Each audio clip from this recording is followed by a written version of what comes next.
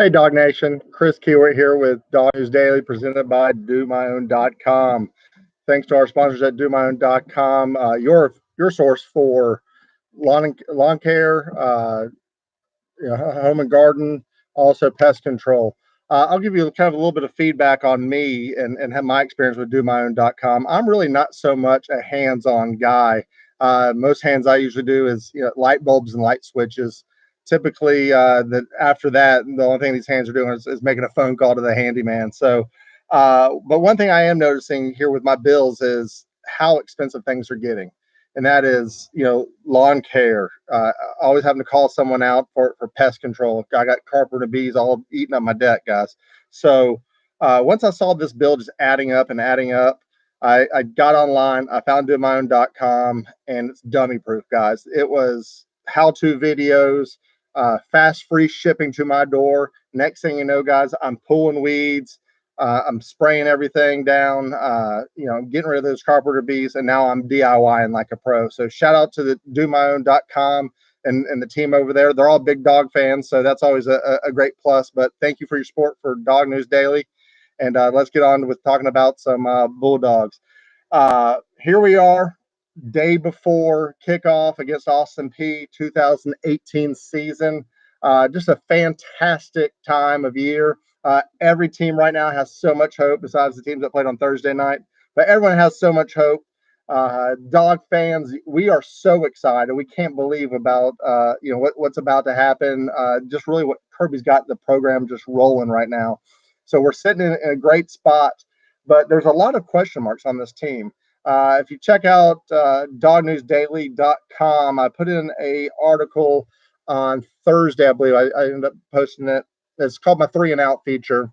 And this is like three position groups that we're looking at. But before I get to this section, I want to talk to you guys about 2017, this day, 2017. There's a lot of question marks again on the program. Where's Georgia at? Is Kirby really the right guy? Is Chaney, obviously Chaney people were calling for his head after the 2017 season. Georgia's 8-5. Their Kirby Smart's inaugural season comes in, losses to Vanderbilt, the Hail Mary to Tennessee. We do come back and win I think that's the Liberty Bowl. Come back and win that game. Kirby Smart has an incredible offseason. Now, remember, at this time, going into that season, Roquan is not Roquan. Okay? He is a guy that's he had flashed a lot of talents, but he wasn't a guy that was a not Bletnikoff, excuse me. Changed my mind, or grabbed my mind now. But, he's not winning the Buckets Award, Defensive Player of the Year. He's not, first-round draft pick last year at this time.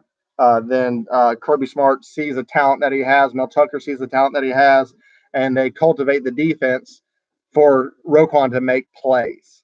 And as you can see, I mean, that Notre Dame game, second game of the season last year, he's, I think Wimbush is the quarterback at that time. Wimbush is getting to the edge, and what's usually against the Georgia defenses in the past, 5 to 6 yard gain, were 2-yard losses. So, I mean, he's a once in a generation kind of guy.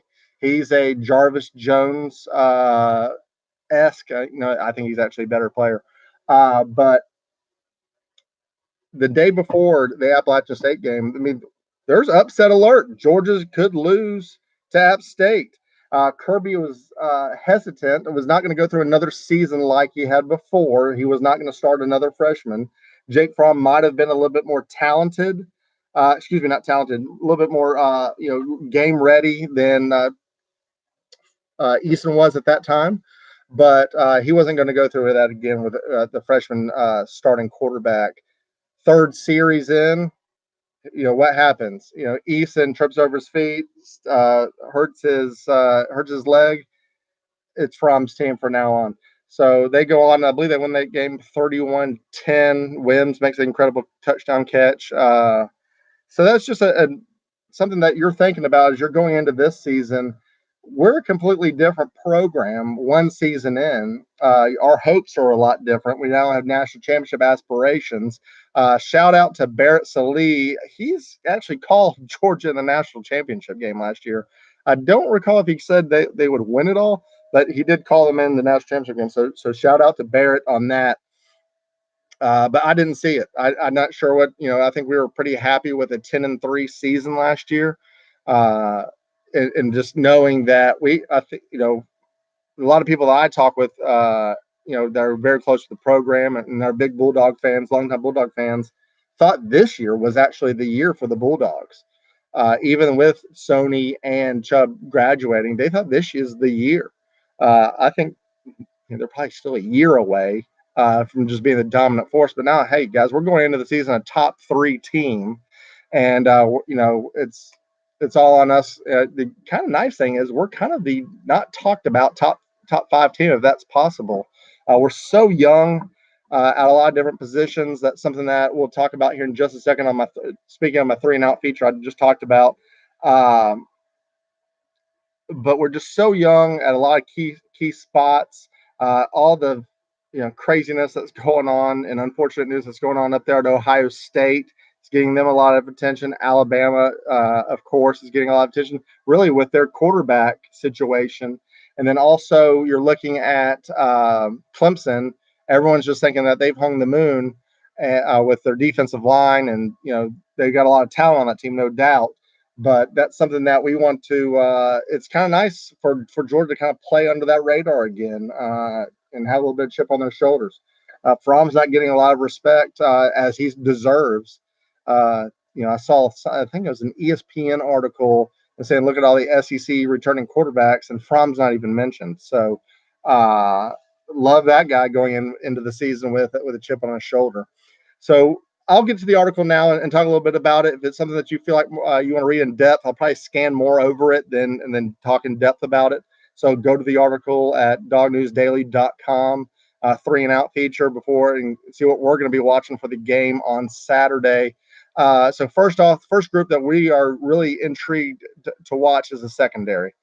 You got Richard LeCount being called out all fall for his play and needing to be more consistent. I think he's an absolute stud, great talent. He just needs to be more consistent. And that means not having to make every tackle, every interception. It's something that we want to go in and make sure he's covering whatever side, whatever his job is, he's getting it covered. So that's one guy. D'Angelo Gibbs, is he going to be playing this fall in the first game? Had a little bit of was out this past season. He was played early and then suffered what they were calling a shoulder injury. Had some surgery, I believe, on that. Now there's sometimes in practices he was actually lined up with the ones, so they're looking at him in that star position as well, opposite of J.R. Reed. We get Tyreek McGee, unfortunate injury, foot injury. I'm not sure he's back by South Carolina, but he's definitely held out for Austin Peay. You want to think about Tyson Campbell getting a lot of Raven reviews. 6'3", can run a 4.3. Actually, I'm not sure he is that tall. He might be. Sorry, guys. 6'1", 6'3", but taller size cornerback, can fly. Saying that he's just got a great head for the game. Don't be surprised if he's not starting. William Poole, you're hearing a lot of Webb. You're hearing a couple other names in that position for opposite of DeAndre Baker at cornerback. So you do have DeAndre Baker, preseason All-American, and you also have J.R. Reed as a solid talent back there at safety. So Georgia's in a pretty good position with some veterans back there to help teach the guys. But there's some guys out there who have played. They just got to step up and be starters and and run with the ones.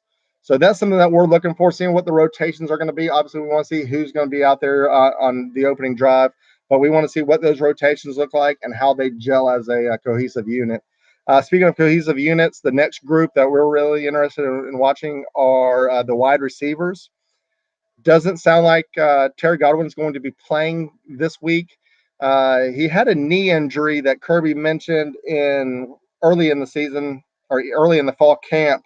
And then it just sounds like whenever he's rehabbing that knee, it's going into, now he's had a calf injury here this past week. So I think they're going to shut him down.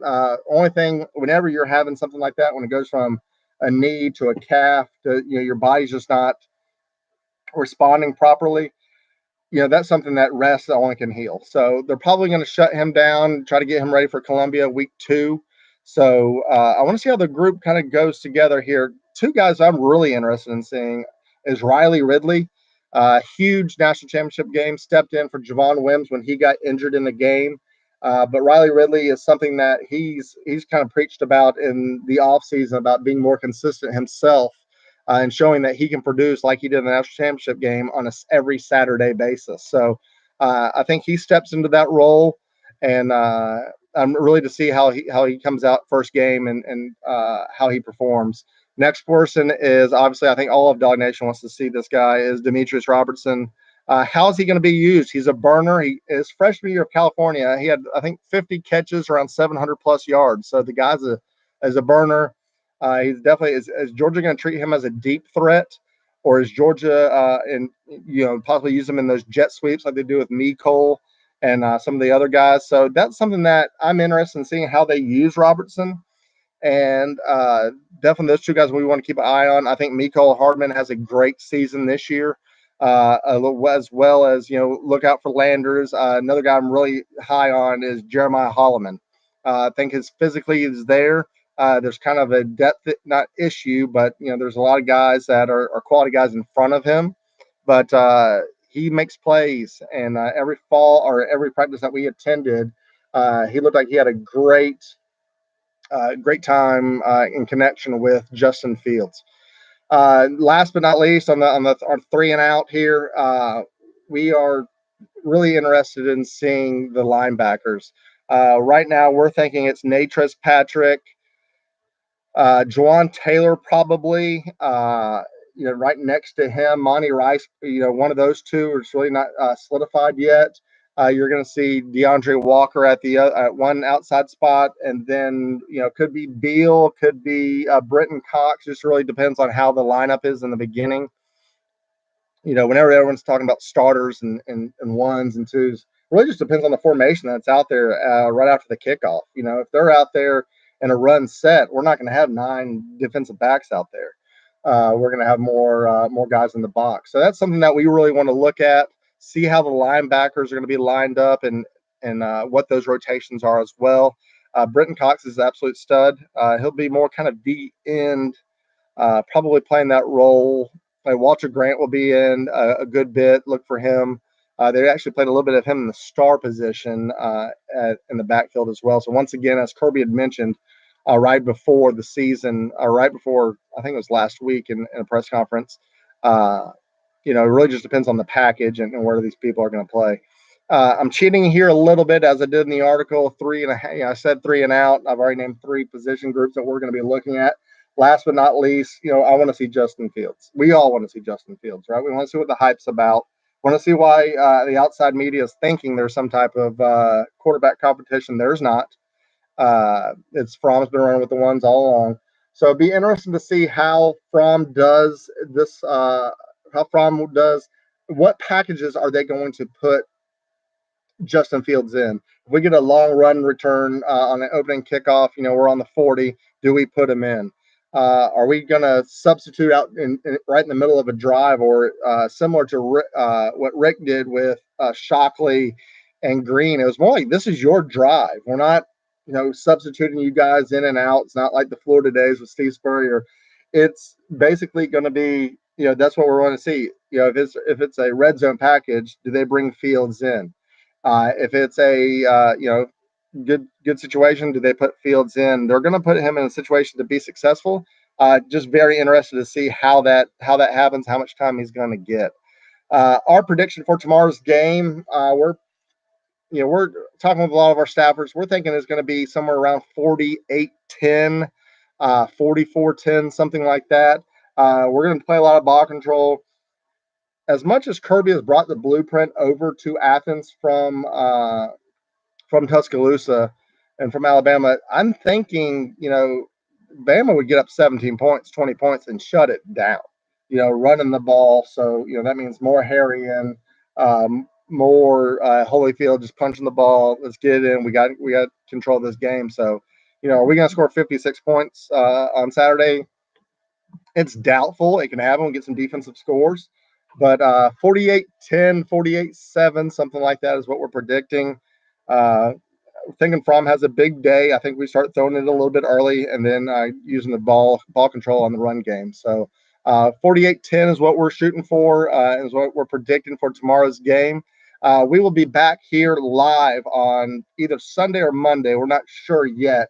Probably going to be do a live podcast. A lot of people have already reached out and trying to find out how they can watch this live and send in some questions, and that's great. And we definitely appreciate the feedback and any questions that you guys may have. So we'll probably do something Sunday or Monday. I'll post something here social media wise and see what day is going to work out best for us, and kind of just do a recap of Saturday, what the SEC did, and obviously what our dogs did. So good luck to the Bulldogs here this fall. Everyone that's traveling up to Athens, please be safe. Have a great time. And as always, guys, go Dogs.